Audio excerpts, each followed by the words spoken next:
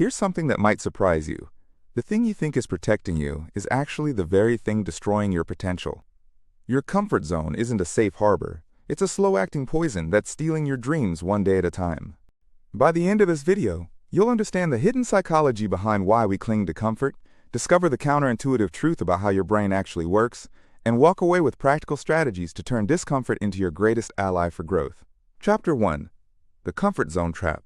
What if I told you that your brain is literally wired to sabotage your success? Here's the uncomfortable truth. Your comfort zone isn't actually comfortable at all.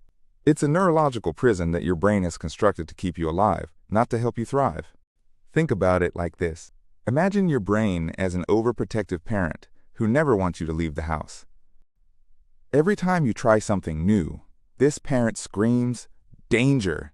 and pulls you back inside.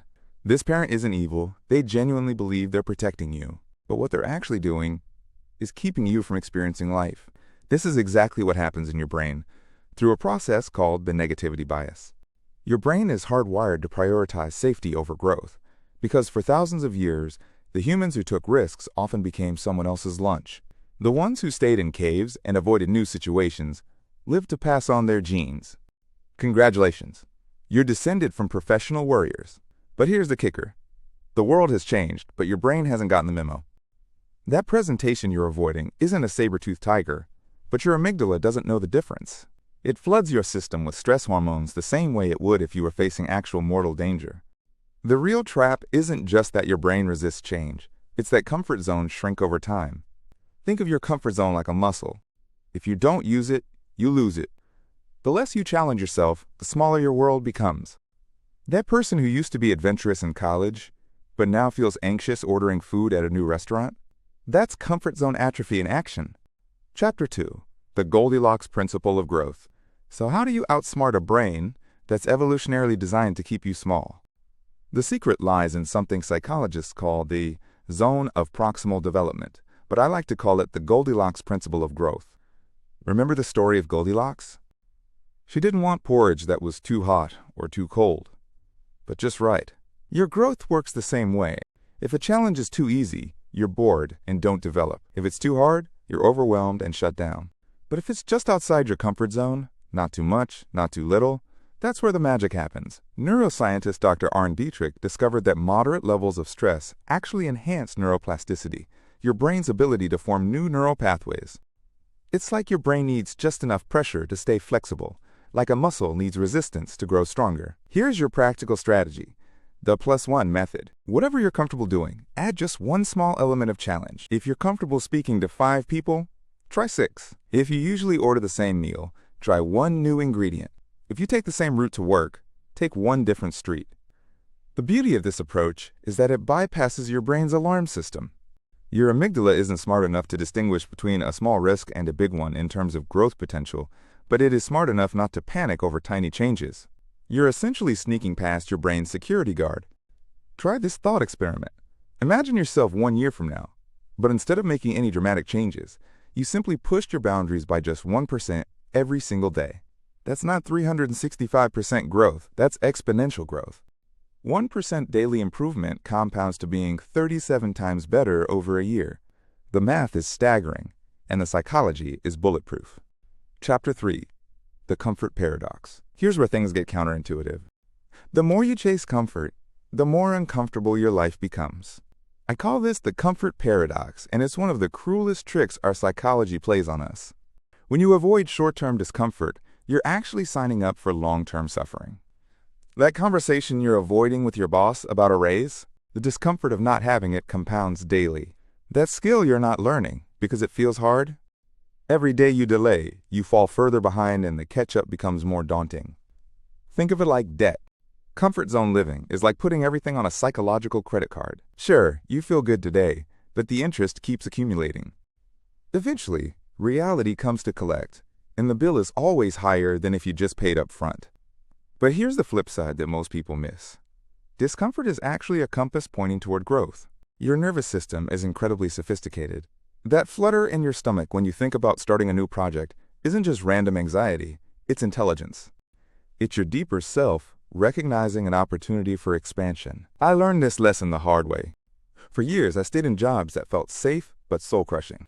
The comfort of a steady paycheck was actually the source of my deepest discomfort. I was comfortable and miserable, which is a special kind of hell. It wasn't until I started following my discomfort that I found my path. Here's a reframe that changed everything for me. Instead of asking, how can I avoid discomfort? Start asking, what is this discomfort trying to teach me? Discomfort becomes data, not danger. It becomes guidance, not punishment. Chapter 4. The Stories We Tell Ourselves. Why do some people leap at new challenges while others freeze?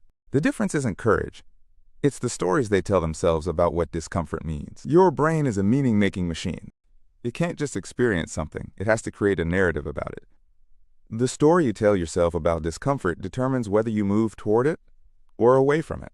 This is what psychologists call your explanatory style, and it's more predictive of success than talent, intelligence, or even opportunity. Most people have been programmed with what I call discomfort stories. If it's hard, I'm not meant to do it. Smart people don't struggle. If I have to work at it, I'm not naturally gifted. These stories turn every challenge into evidence of inadequacy. But high achievers tell different stories. They've learned to interpret discomfort as progress. This feels hard because I'm growing. The struggle means I'm pushing boundaries.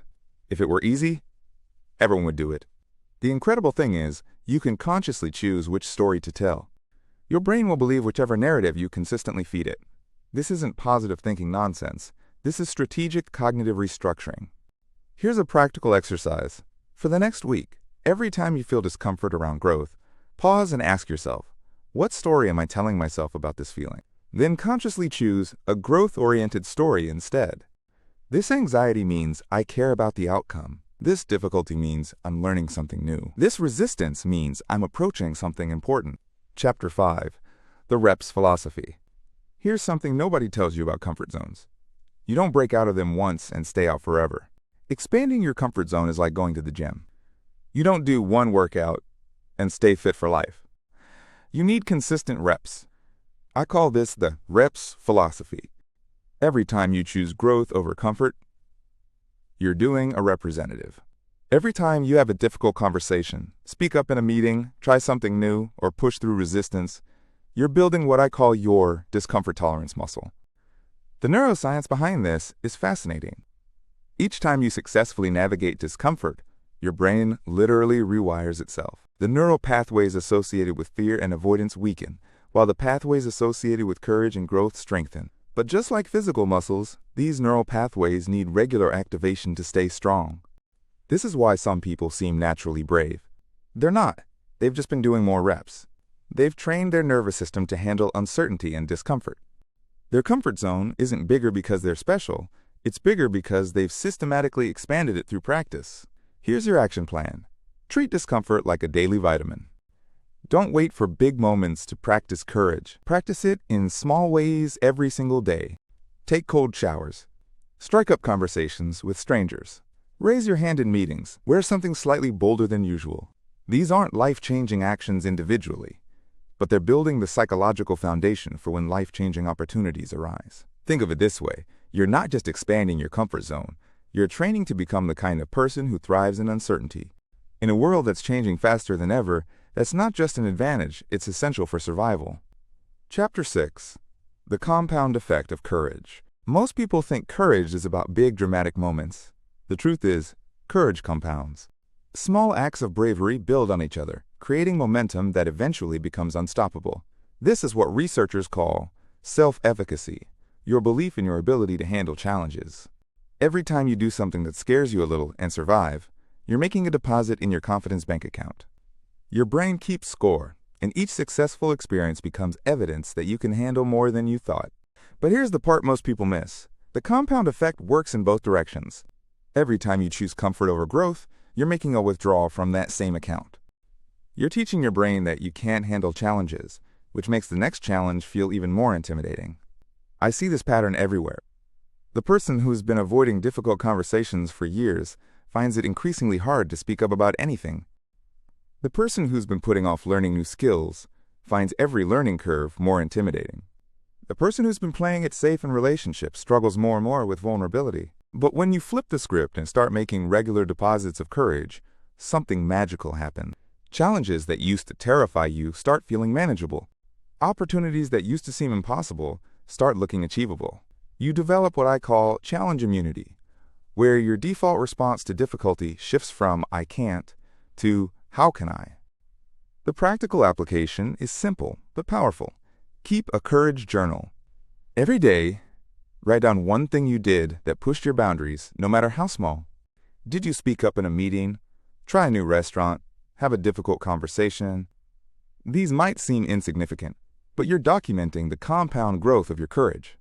Chapter 7. Designing your growth system. Here's the ultimate truth about comfort zones. You can't willpower your way out of them permanently. You need systems, not just motivation. You need to design your environment and habits to naturally pull you toward growth rather than constantly fighting your brain's tendency toward comfort. Think of your current life as a river flowing toward comfort. You can swim upstream against the current using pure willpower, but you'll eventually get exhausted and drift back. Smart people don't fight the current, they redirect the river. Start with your environment. Surround yourself with people who normalize growth and challenge. Join communities where discomfort and learning are celebrated. Remove easy escape routes that let you retreat into old patterns. If you want to learn guitar, put the guitar where you'll see it every day and make it harder to access your phone. Create what I call commitment devices, external structures that make backing out more difficult than moving forward. Sign up for that class, book that trip, tell people about your goals. You're not just relying on internal motivation, you're engineering external pressure that supports your growth. But the most powerful system is identity change.